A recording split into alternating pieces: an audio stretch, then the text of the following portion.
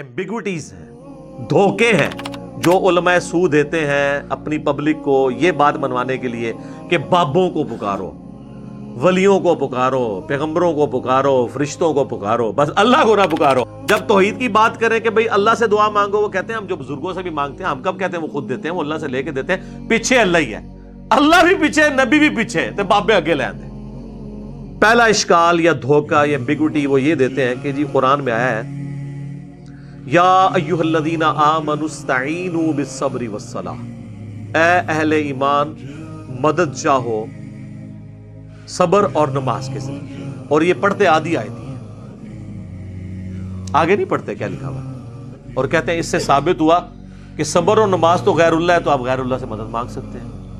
تو ہم کہتے ہیں میرے بھائی تو آپ نے خود بھی کبھی نہیں مانگی، کبھی آپ نے کہا المدد یا نماز میری مدد فرمائیے، میری حاجت گیری کیجئے، یا صبر میری مدد فرمائیے، وہ خود ہی سوچ میں پڑ جاتے ہیں واقعی ہم نے تو یہ کبھی نہیں کہا۔ تو سر یہ آیت پوری پڑھیں، ان اللہ مع الصابرین، اللہ بے شک صبر کرنے والوں کے ساتھ ہے، یعنی صبر اور نماز وہ اعمال ہیں جو وسیلے کے طور پر اللہ تک پہنچنے کا ذریعہ ہے، مدد اللہ ہی سے مانگنی ہے۔ یہ تو ہماری دلیل ہے۔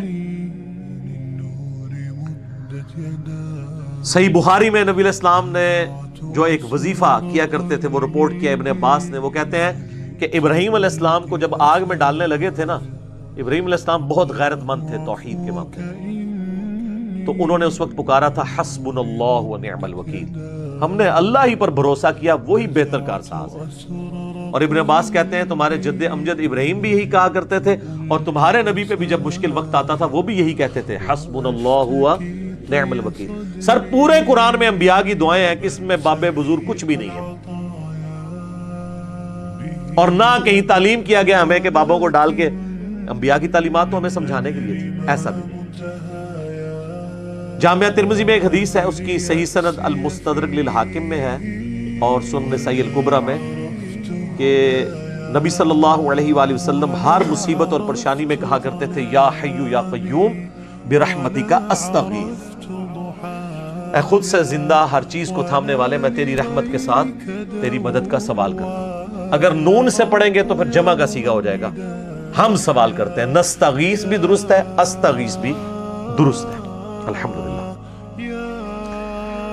اچھا اب دوسرا اشکال سنیں جی، وہ کہتے ہیں جی عیسیٰ علیہ السلام کے بارے میں قرآن میں آیا ہے، انہوں نے کہا تھا من انصاری الی اللہ، تو قال الحواریون نحن انصار اللہ، حضرت عیسیٰ نے خود مدد مانگی ہے جی غیر اللہ سے، اپنے ساتھیوں سے کہ کون اللہ کے لیے میری مدد کرے گا، اور ساتھیوں نے بھی کہا کہ ہم اللہ کے لیے آپ کی مدد کرنے کو تیار ہیں۔ تو اس کا مطلب یہ ہے کہ حضرت عیسیٰ کے صحابہ جو ہیں وہ حضرت عیسیٰ کے مشکل کشا ہوئے نا، پھر تو یعنی حضرت عیسیٰ نہیں مشکل کشا، ان کے ساتھی ان کے مشکل کشا تھے۔ واہ واہ سبحان اللہ۔ اس کا یہ مطلب ہی نہیں ہے، وہ کہہ رہے ہیں کون اللہ کے لیے مدد کرے میری دین کے کاموں میں، اس میں یہاں کا لکھا ہوا ہے کہ ان کے ساتھی فوت ہو گئے تھے اور وہ قبر پہ جا کے کہتے تھے قبروں سے نکلو اور روحانی طور پر جسد امثالی کے ساتھ آ کر میری مدد کرو۔ یہ بھی ایک نوی ٹرم ہے۔ جو دوسری کہنا نا قاسم نوتوی صاحب 6 سال بعد کس طرح نکلے وہ دیوبند کی صلح کرانے کے لیے بیداری میں، وہ کہتے ہیں جسد امثالی کے ساتھ ایک نیا ان کو جسم ملا تھا تو اسے قبر نکلا ہے۔ جب بریلویوں کے بابے نکل آئے تو وہ شرک، دیوبندیوں کے نکل آئے تو توحید، اپنی عقل کا علاج کروائیں۔ تو یہ تو بالکل ظاہری اسباب ہے، یہ وہی چیز ہے جو قرآن میں حکم ہے وَتَعَاوَنُوا عَلَى الْبِرِّ وَالتَّقْوَى وَلَا تَعَاوَنُوا عَلَى الْإِثْمِ وَالْعُدْوَانِ، نیکی پرہیزگاری کے کاموں میں ایک دوسرے کی مدد کرو، برائی کے کاموں میں نہ کرو۔ اس میں تو غیر اللہ کو غائب میں پکارا ہی نہیں جا رہا، نہ مرے ہوئے کو پکارا جا رہا ہے، نہ کسی دور والے کو، جو سامنے موجود ہے وہ تو سر آپ کافر سے بھی مدد لیں۔ صحیح بخاری میں حدیث ہے، نبی علیہ السلام کی وفات اس حال میں ہوئی کہ آپ کی زرہ گروی رکھی ہوئی تھی یہودی کے پاس اناج کے بس، تو آپ کافر سے بھی مدد لیں ظاہری اسباب میں۔ لیکن یہ تو نہیں ہے کہ کوئی فوت ہو گیا ہے اور سامنے موجود نہیں، آپ اس کو مدد کے لیے پکار رہے ہیں، نہیں، وہ نہ آپ کسی جن کو پکار سکتے ہیں، نہ فرشتے کو، نہ کسی پیغمبر کو، نہ کسی بزرگ کو۔ اور یہ تو حضرت عیسیٰ کے ساتھی تھے نا، اس طرح کی آیت تو قرآن میں نبی صلی اللہ علیہ وسلم کے لیے بھی ہے۔ سورۃ الاعراف میں آیت نمبر 157 ہے، جس میں اللہ تعالیٰ نے باقاعدہ حکم دیا ہے اہل ایمان کو کہ تمہارا ایمان اس وقت کامل ہوگا کہ جب تم نبی کی مدد کرو گے، ان کے دین کے سلسلے میں. فالذین آمنوا بہ وعزروہ، جو ان پر ایمان لے کر آئے پھر ان کی عزت کی، ونصروہ اور ان کی مدد کی، واتبعوا النور الذی انزل معہ اور پیروی کی اس قرآن نور کی جو ان کے ساتھ نازل ہوا، اولئک هم المفلحون، وہ ہے فلاح والے.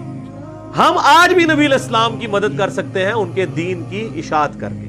تو اس کا کیا مطلب ہے ہم رسول اللہ کے مشکل کشا ہو گئے؟ نہیں، ہم تو اپنی مشکل دور کرنے کے لیے اللہ کے دین کا جو ہے وہ کام کر رہے ہیں. تو یہ معنی کچھ اور تھا، اس کو بدل دیا. یقین کریں اگر یہ گوروں کو اردو آتی ہو نا تو کس طرح مذاق اڑائیں ان کی باتوں کا کہ بات کیا تھی تو بنا انہوں نے کہاں سے کیا دی. تیسرا اشکال وہ کہتے ہیں جی سورۃ المائدہ میں آیا انما ولیکم اللہ ورسولہ والذین آمنوا، بے شک تمہارا پشت پناہ، تمہارا ولی، تمہارا دوست، تمہارا مددگار تو ہیں اللہ، اس کا رسول اور اہل ایمان. تو بالکل ہم مانتے ہیں. اس میں یہ کہاں سے ثابت ہو گیا کہ آپ ان کو پکار رہے ہیں؟ اہل ایمان حضور کے ساتھی آپ کے ساتھ، آپ کے مددگار تھے، بالکل ٹھیک ہے. یہ تو نہیں ہوا کہ حضور علیہ السلام نے خیبر کے موقع پر حضرت حمزہ کو پکارا ہو جو فوت ہو چکے ہوئے تھے احد میں کہ آئیں میری مدد فرمائیں. حضرت علی صاحب نے موجود تھے، ان کو بلایا. تو بالکل دوست بھی ہیں، پشت پناہ بھی ہیں جو اویلیبل ہیں. آج کی ڈیٹ میں صرف اللہ کو مدد کے لیے پکاریں گے اور اہل ایمان جو آپ کے سامنے موجود ہیں آپ ان کے ساتھ ساتھی ہوں گے. اور اس کو وہ سپورٹیو آیت ہے سورۃ الانفال کی آیت نمبر 62، ڈیسائسو ہے، بالکل واضح ہے. وَإِن يُرِيدُوا أَن يَخْدَعُوكَ، اے نبی اگر آپ کو خطرہ ہو نا کہ یہ کافر آپ کے ساتھ دھوکہ کریں گے، فَإِنَّ حَسْبَكَ اللَّهُ، تو بے شک اللہ آپ کے لیے کافی ہے. هُوَ الَّذِي أَيَّدَكَ بِنَصْرِهِ وَبِالْمُؤْمِنِينَ، وہ اللہ ہے جس نے اپنی طرف سے آپ کی مدد کی اور اہل ایمان کے ذریعے بھی آپ کی مدد کی، یعنی صحابہ کے ذریعے آپ کے ہاتھ مضبوط کیے. تو اس کا کوئی مطلب یہ لے گا کہ صحابہ حضور کے مشکل کشا تھے؟ نہیں، دین میں سپورٹیو تھے ظاہری اسباب کے طور پر. پھر اس کے آگے چل کے اللہ تعالیٰ نے کہا کہ ہم نے تو فرشتے بھی نازل کیے مدد کے لیے، لیکن کسی نے فرشتوں کو مدد کے لیے پکارا نہیں ہے ان جنگوں کے اندر. پھر 64 نمبر آیت میں آتا ہے یا ایھا النبی، اے اللہ کے نبی، حسبک اللہ، اللہ آپ کو کافی ہے، ومن اتبعک من المؤمنین، اور جو آپ کی اتباع کرنے والے مومنین ہیں وہ بھی آپ کو کافی ہیں. تو اس کا کیا مطلب ہے حضور جو ہے وہ حسبنا اللہ و نعم الوکیل کی بجائے وہ اپنے صحابہ کا حسبنا پڑھتے تھے؟ نہیں، آپ کے سپورٹیو تھے دین کے حوالے سے. جس طرح آج کی ڈیٹ میں ہم بھی نبی علیہ السلام کے سپورٹیو ہیں، ہم ان کے دین کا کام کر رہے ہیں الحمدللہ. اور اللہ سے امید کرتے ہیں اللہ تعالیٰ ہمیں جنت الفردوس میں اپنے محبوب علیہ السلام کا ساتھ نصیب کرے گا انشاءاللہ. اللہم انا نسألک جنت الفردوس مع النبیین والصدیقین والشہداء والصالحین، آمین.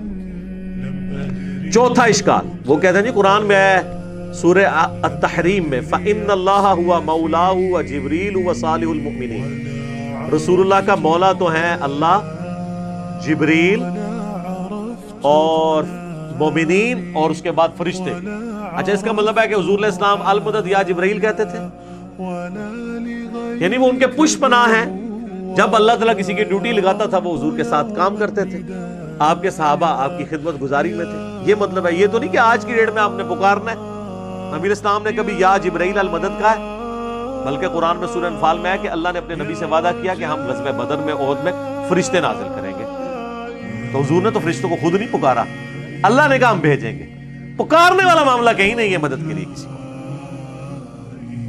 تو اگر یہی والا معنی لیا جاتا تو صحابہ اکرام جو ہے وہ کہہ رہے ہوتے یا امیر حمزہ المدد، کسی نے نہیں کہا، یا جبرائیل المدد کسی نے نہیں کہا، جو سامنے موجود ہے.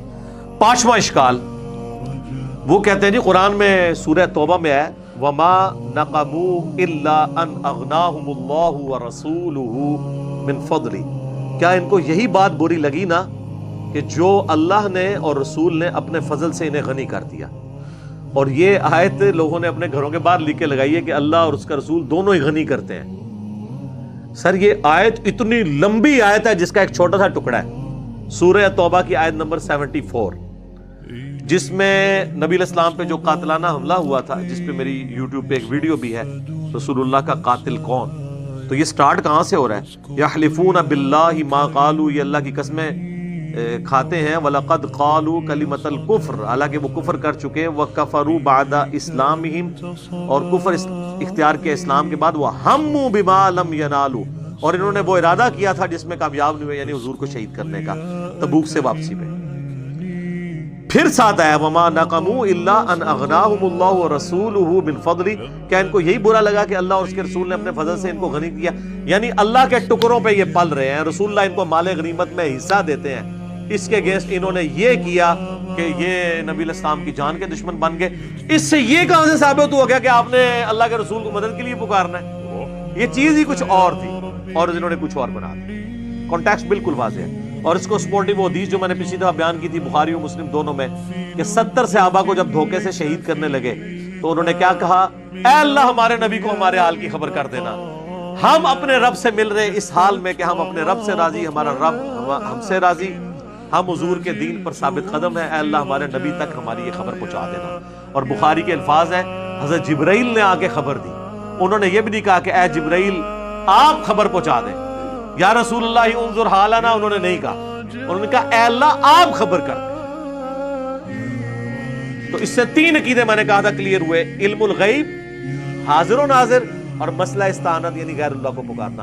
تینوں مسئلے جو انہوں نے بنائے ہوئے ہیں غلط طریقے سے وہ فارغ ہو گئے اس ایک حدیث سے۔ تو صحابہ تو یہ کرتے تھے، ان کو نہیں پتا تھا یہ قرآن میں آیت ہے وَمَا نَقَمُوا إِلَّا أَنْ أَغْنَاهُمُ اللَّهُ وَرَسُولُهُ مِنْ فَضْلِهِ، وہ یہ مطلب نہیں رہتے تھے۔